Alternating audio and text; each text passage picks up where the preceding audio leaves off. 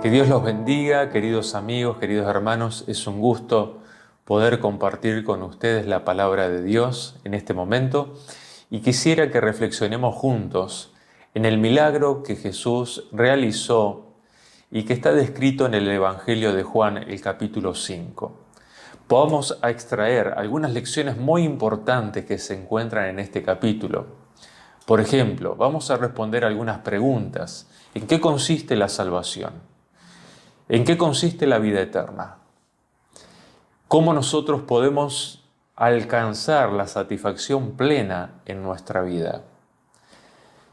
Es interesante que este Evangelio, el Evangelio de Juan y el escritor Juan mismo, tanto en el Evangelio como en sus 3 cartas, revela de una manera práctica y sencilla en qué consisten las respuestas a estas preguntas planteadas.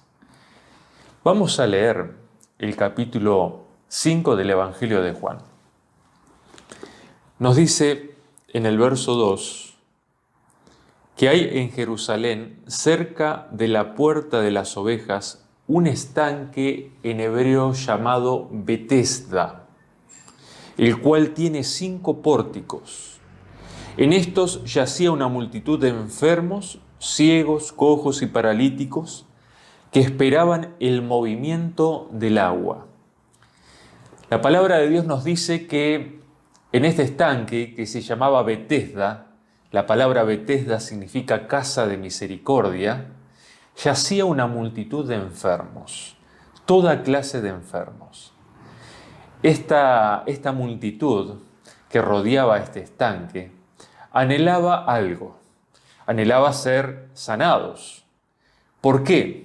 El verso 4, que en la Reina Valera 1960 está insertado dentro del texto bíblico, donde dice: porque un ángel descendía de tiempo en tiempo al estanque y agitaba el agua, y el que primero descendía al estanque después del movimiento del agua quedaba sano de cualquier enfermedad que tuviese, es un añadido que antiguamente en los manuscritos estaba puesto en el margen como una nota explicativa, que luego en copias posteriores usadas por los sacerdotes Reina y Valera, la incluyeron dentro del texto bíblico, pero no son parte del texto bíblico. Por eso hoy en día la mayoría de las versiones no tienen ese texto explicativo dentro del texto bíblico.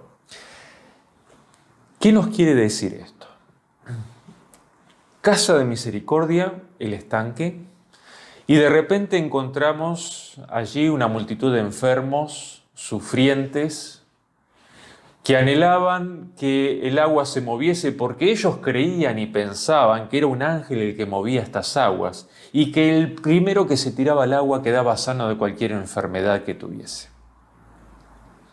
Y es interesante que estaban dentro de los 5 pórticos, es decir, la entrada al estanque eran 5 pórticos.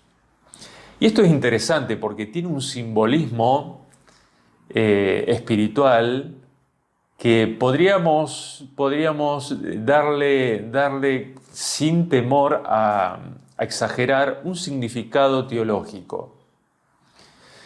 Ustedes saben que en el tiempo de Jesús, la teología acerca de la salvación estaba basada en la meritocracia, es decir, hacer mérito para tratar de ganar la salvación. Ahora, este estanque, que se llamaba el estanque de la misericordia, que estaba después de los 5 pórticos, estos 5 pórticos podrían bien representar la interpretación tradicional de la ley, de la Torá, del Pentateuco, ¿sí? De la ley de Moisés.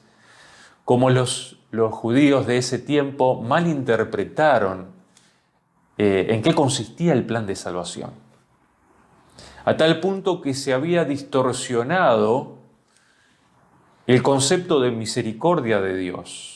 La misericordia de Dios ya no era un don gratuito que Dios daba al que necesitaba y al que lo pedía con fe y sinceramente, sino que ahora la misericordia o la casa de la misericordia había sido desplazada por la casa del mérito, la casa del esfuerzo, la casa de la competitividad que había entre los enfermos, que luchaban para llegar primero al estanque, arrojarse al agua, poder obtener la sanidad, lo que tanto esperaban.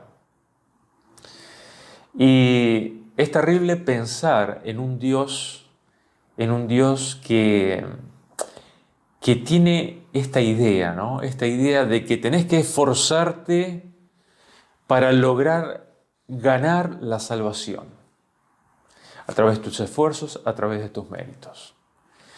Es terrible pensar que la salvación y la vida eterna son un objetivo que tenés que alcanzar, que tenés que ganar.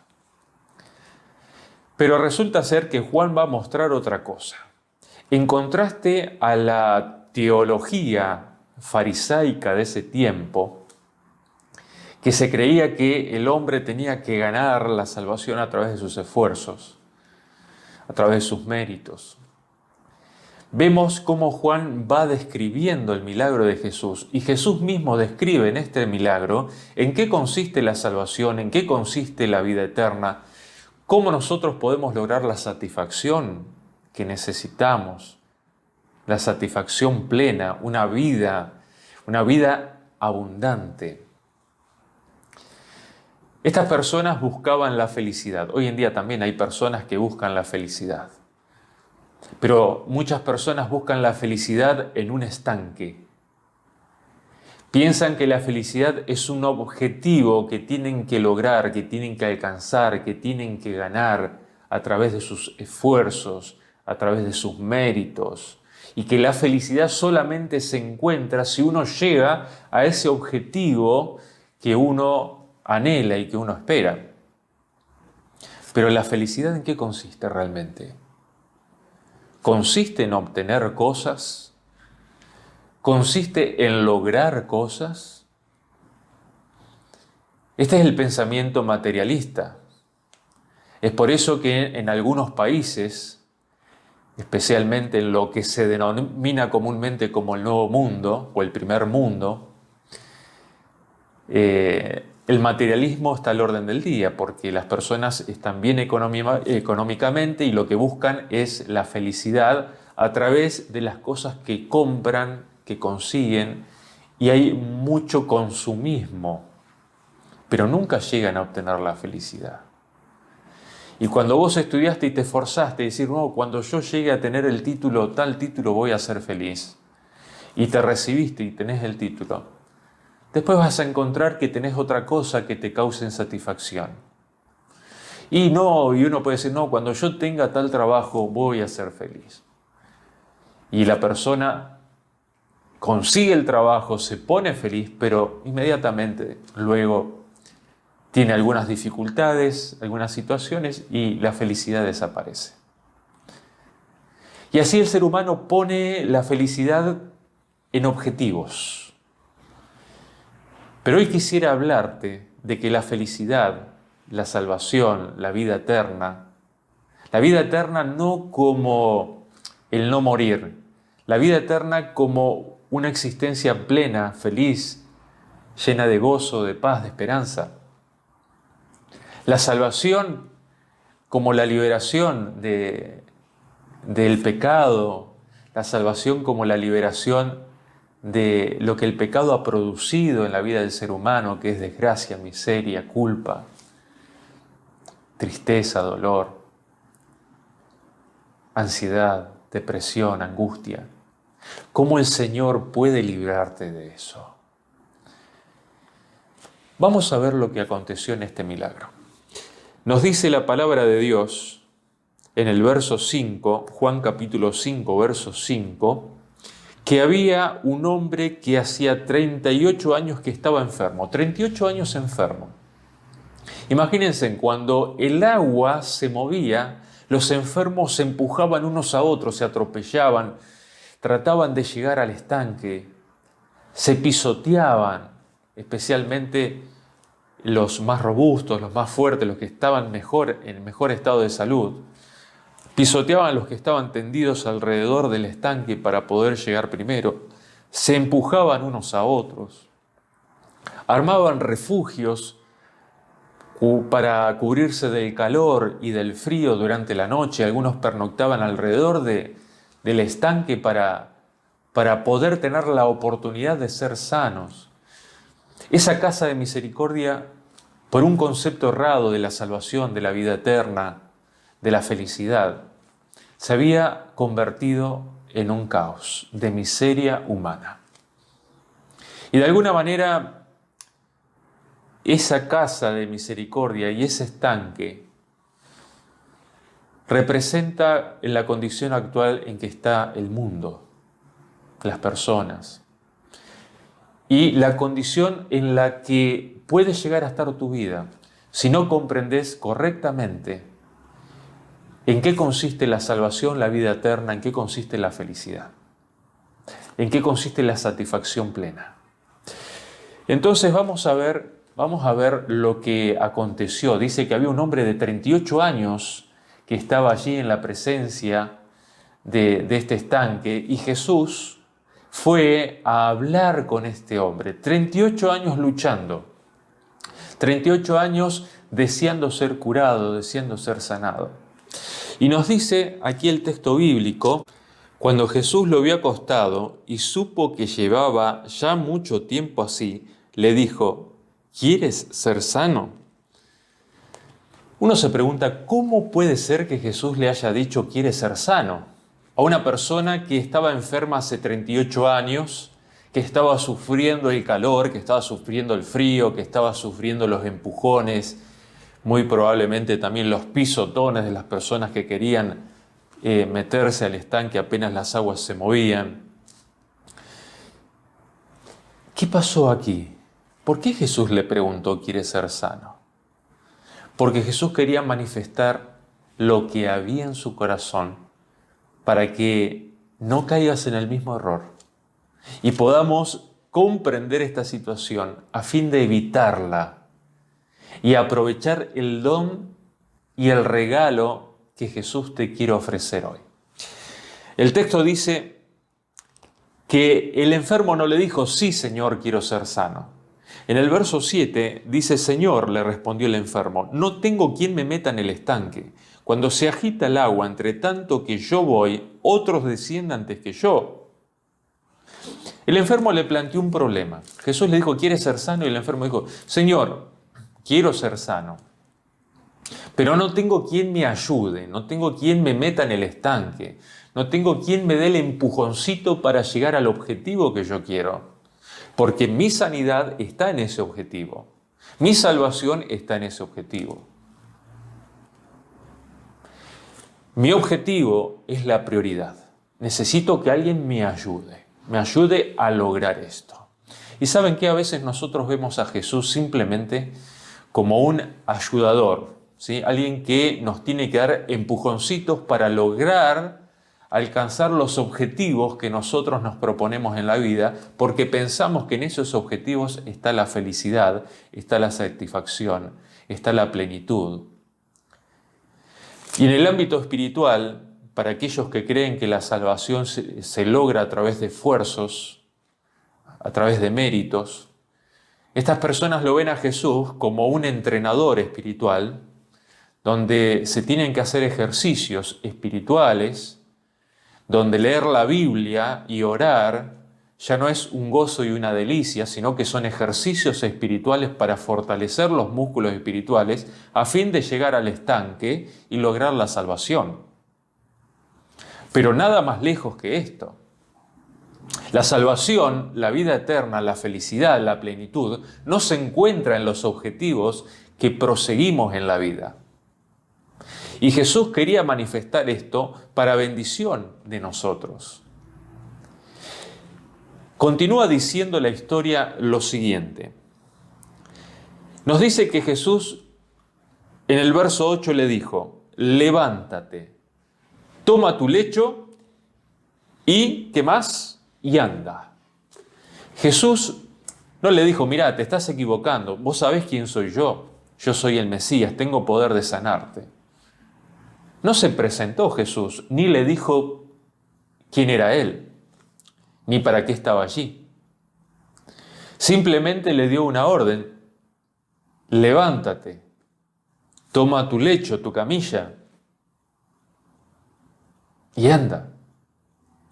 Ahora, este hombre no conocía a Jesús, era la primera vez que lo veía, no sabía quién era el que le hablaba. El contexto, si uno lee después, uno se entera de esto, que no lo conocía, pero sin embargo algo vio en el rostro de Jesús, en la mirada de amor de Jesús, en el tono de voz de Jesús que le impartía confianza a este hombre. Y el hombre intentó levantarse, y cuando intentó levantarse se dio cuenta que sus músculos respondieron y saltó, y de alegría y de gozo alababa a Dios. Y cuando buscó con su mirada a Jesús nuevamente, Jesús ya no estaba allí. Jesús lo sanó. Jesús lo sanó. El hombre buscaba la felicidad, la salvación, la plenitud, la vida en un estanque. Pero ese estanque era una ilusión en torno a la cual personas morían cada día tratando de llegar a ese sueño, a esa ilusión que se había formado en su mente. Hoy en día también en el mundo hay personas que mueren al lado del estanque de la ilusión presentada por Satanás para alejar a las personas de Dios, mostrándoles que la felicidad, que la vida eterna se obtiene a través de méritos, se obtiene a través de cosas que el ser humano tiene que lograr en la vida. Para los cristianos, Satanás le dice que tienen que lograr la salvación a través de méritos, de esfuerzos espirituales, y lo ven a Jesús no como un salvador todo suficiente, sino como un personal trainer espiritual que está para ayudarlos a desarrollar cualidades espirituales a fin de ganar la salvación. Pero resulta que el texto bíblico lo que nos dice es que Jesús mismo es la salvación, Jesús mismo es la vida eterna, Jesús mismo es la satisfacción plena. Es por eso que Jesús, al hablar con este hombre, le dice, mira, levántate y anda. La salvación, la sanidad, la felicidad no está en el estanque. Yo soy tu sanidad, yo soy tu salvación, yo soy tu vida, yo soy la persona que vos necesitas para ser feliz. Yo soy lo que vos necesitas, yo soy tu salvación, yo soy tu vida. Y yo estoy aquí para darte una vida nueva, para darte satisfacción plena, para que entiendas que la felicidad, para que entiendas que la satisfacción, para que entiendas que la salvación y la vida eterna no son un objetivo que tenés que ganar, sino que son una persona que tenés que aceptar en tu vida, dejarla entrar en tu corazón, porque en esto consiste la vida eterna. Y uno podría decir, bueno, ¿cómo puede ser que uno interprete este milagro de esta manera? Si nosotros vamos a la carta de Juan, del apóstol Juan, vamos a entender que realmente Juan tenía el propósito de explicar esto a través de este milagro. Vamos a leer primera carta de Juan, el capítulo 1. La primera carta de Juan nos dice en qué consiste la vida eterna. Y es muy, muy importante porque nos habla de la vida eterna, no como un objetivo que tenemos que ganar, sino nos habla de la vida eterna, de la salvación como una persona, como tal cual es Jesús. El capítulo 1 de la primera carta de Juan, el apóstol Juan dice lo que era desde el principio, lo que hemos oído, lo que hemos visto con nuestros ojos, lo que hemos contemplado y palparon nuestras manos, tocante al verbo de vida. Y dice el verso 2, porque la vida fue manifestada y la hemos visto, y testificamos y os anunciamos la vida eterna, la cual estaba con el Padre y se nos manifestó. Es interesante que dice, hemos visto la vida. Hemos visto la vida eterna, la hemos tocado, la hemos palpado, la hemos escuchado. Y uno puede decir, ¿cómo puede hablar de algo abstracto como la vida eterna, como se entiende generalmente, la vida eterna, como una existencia en la que uno no muere? Juan de repente habla de la vida eterna, habla de la salvación como una persona. Hemos visto la vida eterna, hemos visto la salvación, porque Jesús es la vida eterna, Jesús es la salvación. La hemos palpado, la hemos escuchado, la vida eterna. ¿Por qué Jesús es presentado como la vida eterna? Y cuando digo vida eterna, como la vida en abundancia, vida llena de gozo, de paz, de esperanza, una vida capaz de satisfacer los anhelos más profundos de tu corazón. Jesús es el único que puede hacer esto en tu vida. No vas a encontrar nunca satisfacción en las cosas de este mundo. No vas a encontrar nunca la felicidad a través de tus propios esfuerzos confiando en ellos o prosiguiendo objetivos varios en la vida. La felicidad solamente se encuentra en Jesús. La salvación y la vida eterna es Jesús. La felicidad es Jesús. La satisfacción plena es Jesús. Y cuando vos aceptás a Jesús, tenés todo. Cuando Jesús no está en tu corazón o lo ves simplemente como un personal trainer espiritual, como un ayudador, no tenés nada. Porque Jesús quiere ser para vos tu vida. Jesús es tu salvación. Jesús es lo que vos necesitas para tener la satisfacción plena en tu vida. Y si sos cristiano hace tiempo y pensás que la salvación se obtiene a través de méritos, de esfuerzos, Juan dice que la salvación consiste en lo siguiente. Quiero invitarte a leer la carta de Juan. El capítulo 5 de la primera carta de Juan nos dice en el verso 11 y el verso 12, este es el testimonio, que Dios nos ha dado vida eterna y esta vida está en su Hijo. El verso 12 dice, el que tiene al Hijo tiene la vida, el que no tiene al Hijo de Dios no tiene la vida.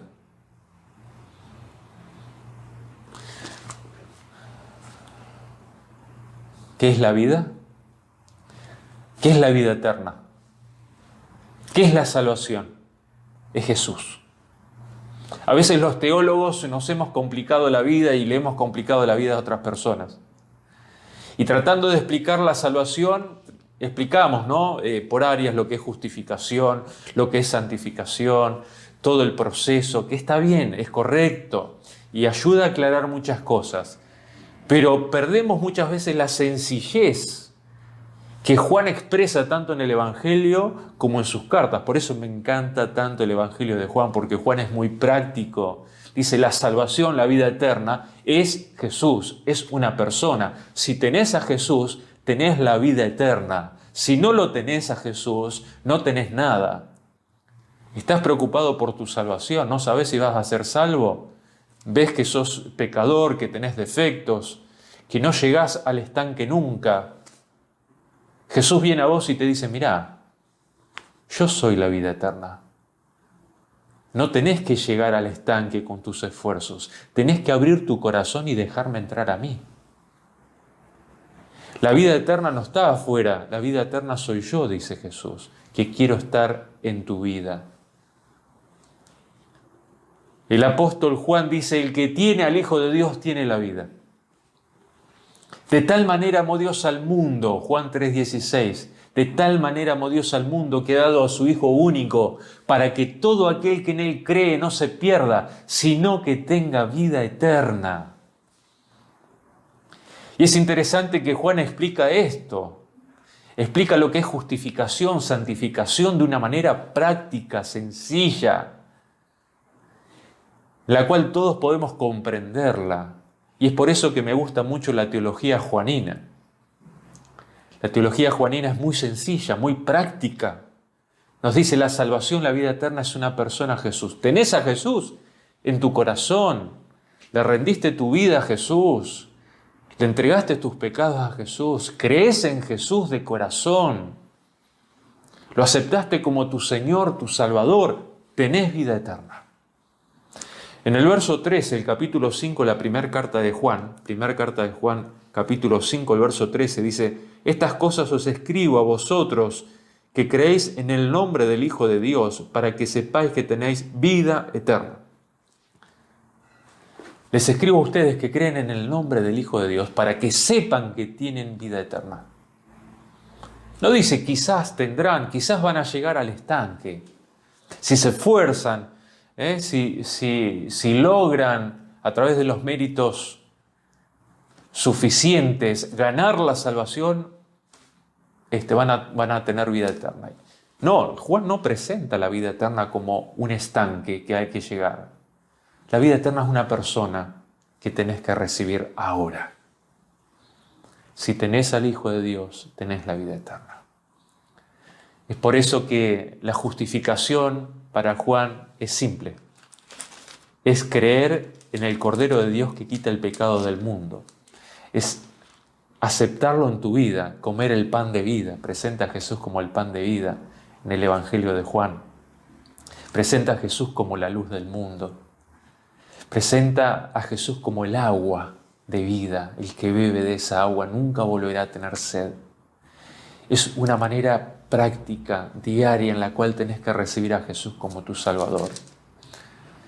Y el Evangelio, tanto el Evangelio de Juan como la carta de Juan, tienen una coherencia hermosa, una coherencia muy hermosa, porque nos habla en el capítulo 4 de la primera carta de Juan, en el verso 9, dice: en esto se mostró el amor de Dios para con nosotros, en que Dios envió a su Hijo unigénito al mundo, para que vivamos por Él. Y el verso 10 dice: en esto consiste el amor, no en que nosotros hayamos amado a Dios, sino en que Él nos amó a nosotros y envió a su Hijo en expiación por nuestros pecados. Revela el amor de Dios, el plan de salvación. Dios nos amó tanto que dio a su Hijo para salvarnos. Si lo aceptás como Salvador, el Señor perdona tus pecados, te recibe como su Hijo amado y eres salvo porque tienes a Jesús en tu corazón. Y es interesante que la santificación para Juan también es sencilla y práctica y consiste en permanecer en Jesús. Cuando uno lee el Evangelio de Juan, el capítulo 15, los invito a buscar en sus Biblias el Evangelio de Juan, el capítulo 15, encontramos que para Juan, tanto la justificación como la santificación es Jesús. Y nos dice Juan capítulo 15 que Jesús mencionó y relató lo siguiente. El verso 1 dice: yo soy la vid verdadera, dice Jesús, y mi Padre es el labrador. Y el verso 4 dice: permaneced en mí y yo en vosotros.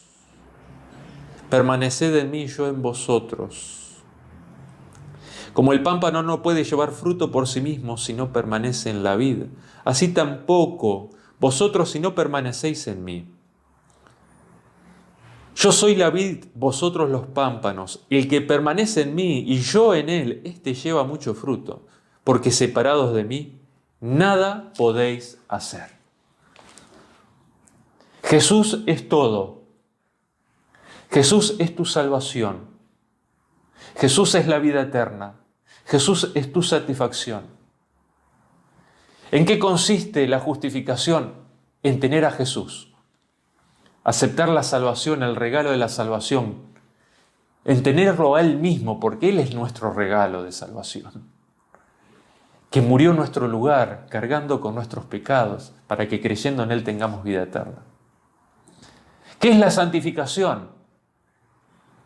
No es fortalecer los músculos espirituales para llegar al estanque y ganar la salvación. No, la santificación es permanecer en Jesús. Si permanecemos en Jesús, si nosotros permanecemos cada día en Jesús, entregándole nuestra vida, nuestro corazón, nuestros afectos, nuestra voluntad, y si Él permanece cada día en nosotros, tomando el señorío de nuestra vida, guiándonos, dejándonos guiar por sus consejos, por sus palabras, podemos estar seguros de que los frutos del cristiano se van a manifestar, ya no como un requisito, ya no como un estanque al cual tenemos que llegar, sino como un resultado inevitable de que Jesús vive en nosotros y nosotros en Él. Permanecid en mí y yo en vosotros, dice Jesús. Esta explicación tan sencilla. Y es por eso que Juan en la primera carta relata esto. Y para Juan la santificación este fruto se manifiesta básicamente en dos cosas muy sencillas. En el Evangelio, en la primera carta de Juan, el capítulo 2, el verso 4 dice: el que dice yo le conozco y no guarda sus mandamientos, el tal es mentiroso y la verdad no está en él. Pero el que guarda su palabra, en el verso 5, en este verdaderamente el amor de Dios se ha perfeccionado, por esto sabemos que estamos en Él. Es decir, el fruto de permanecer en Jesús nos va a llevar, Juan va a hablar de guardar los mandamientos de Dios. Es decir, la persona que está en Cristo, que Cristo está en Él y Él en Cristo, el resultado natural es que vamos a tener una actitud de obediencia hacia los mandamientos de Dios. Los mandamientos no van a ser ahora como un estanque que tengo que esforzarme, tengo que guardarlos, tengo que cumplirlos para hacer méritos y ganar la salvación. No. Van a ser el resultado natural de permanecer en Jesús, porque tenemos a Jesús en nuestra vida, porque Él permanece cada día en nosotros y nosotros en Él, porque cada día le entregamos nuestro corazón para que Él viva en nosotros y reina en nuestra vida. Para Juan, el fruto que manifiesta que permanecemos en Jesús y Él en nosotros es que nos amemos también entre nosotros. Por eso, en el capítulo 4 de la primera carta de Juan, dice el verso 7: amados, amémonos unos a otros, porque el amor es de Dios. Todo aquel que ama es nacido de Dios y conoce a Dios. Y el verso 8 dice: el que no ama no ha conocido a Dios, porque Dios es amor. Porque Dios es amor. Es uno de los textos más hermosos esto. Dios es amor. El capítulo 3 de la primera carta de Juan, el verso 23 dice: y este es su mandamiento, que creamos en el nombre del Hijo, de su Hijo Jesucristo, y nos amemos unos a otros como nos lo ha mandado. Que nos amemos unos a otros como nos lo ha mandado. Y si leemos, por ejemplo, el verso 14, primera carta de Juan, el capítulo 3, el verso 14, dice: nosotros sabemos que hemos pasado de muerte a vida en que amamos a los hermanos. El que no ama a su hermano permanece en muerte. Todo aquel que aborrece a su hermano es homicida, y saben que ningún homicida tiene vida eterna permanente en él.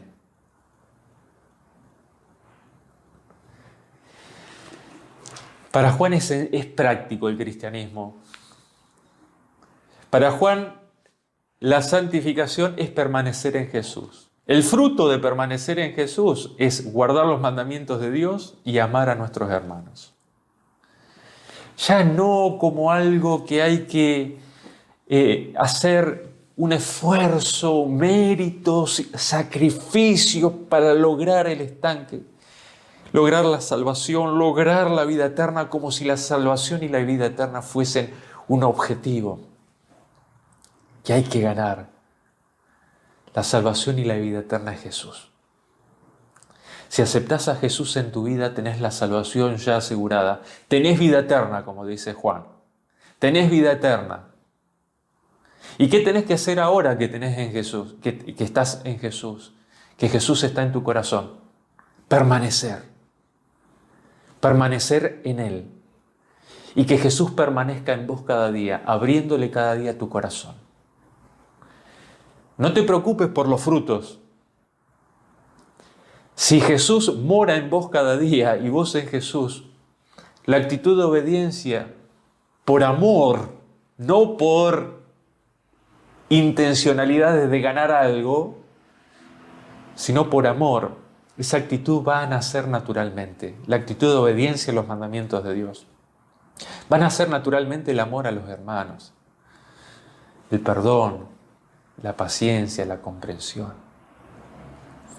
Y es por eso que me gusta tanto la teología joanina, porque es sencilla y práctica. Dice, la salvación es Jesús. No te compliques. La santificación que es permanecer en Jesús. Permaneciendo en Él vas a generar fruto. Obviamente que si no guardas sus mandamientos y aborreces a tu hermano, eso está evidenciando que no estás permaneciendo en Jesús. Que no estás dejando que Jesús reine en tu corazón. Hoy quiero invitarte a que puedas hacer de la vida cristiana una vida feliz, una vida práctica, sencilla. No te compliques el cristianismo. No te compliques con algunas teologías abstractas. Jesús es la vida eterna. Y hoy quiero invitarte a que aceptes a Jesús en tu vida. Que aceptes la salvación, que es Jesús. Lo aceptes en tu vida, en tu corazón. Jesús dice, yo soy tu salvación, tu vida eterna. Abrí tu corazón para que more en tu vida. Solamente la satisfacción de tu vida va a estar en tenerlo a Jesús. En hacer de Jesús tu vida. En hacer de Jesús tu salvación. En permanecer en Jesús cada día. Solamente la felicidad se puede encontrar en Jesús. Y la vida eterna es vida eterna porque es Jesús y porque Jesús está. Y el cielo es cielo porque Jesús está en el cielo. Porque si Jesús no estuviera en el cielo se transformaría en un infierno. Jesús es lo que da sentido a todo. Hoy quiero invitarte a que abras tu corazón. Hoy quiero invitarte a que le digas, Jesús, he luchado mucho tiempo tratando de llegar al estanque con mis esfuerzos, pensando que mi felicidad iba a estar en lograr esto, pensando que mi salvación era lograr desarrollar determinadas cualidades espirituales y llegar al estanque. Pero me doy cuenta que he luchado en vano, me doy cuenta que tú eres mi salvación, te abro mi corazón. Vive en mí, Jesús. Vive en mí. Y que yo pueda vivir en ti también cada día. Que la paz de la presencia de Jesús, del amor de Jesús, de la salvación, de la vida eterna, esa vida abundante que genera satisfacción plena, que solamente se encuentra en Jesús, hoy pueda llenar tu vida, pueda llenar tu corazón y puedas vivir gozoso cada día permaneciendo en nuestro amado Jesús. Que Dios te bendiga.